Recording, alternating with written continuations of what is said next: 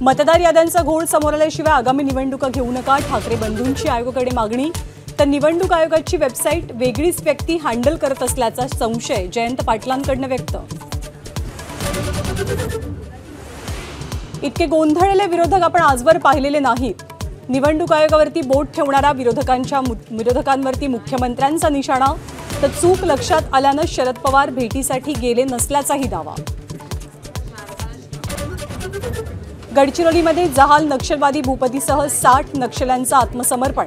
छत्तीसगडमध्येही 50 माओवादी शरण. तर माओवाद संपुष्टात येत असल्याचा मुख्यमंत्र्यांचा दावा. तब्बल 15 वर्षांनंतर सोलापूर मुंबई विमानसेवेचा प्रारंभ. मुख्यमंत्र्यांच्या हस्ते उद्घाटन. सोलापुरात लवकरच IT पार्क उभारण्याची मुख्यमंत्र्यांची ग्वाही. मुंबई एसटी बँकेच्या संचालक मंडळाच्या बैठकीत तुफान राडा. सदावर्ते आणि शिंदेंच्या शिवसेनेच्या कार्यकर्त्यांमध्ये हाणामारी.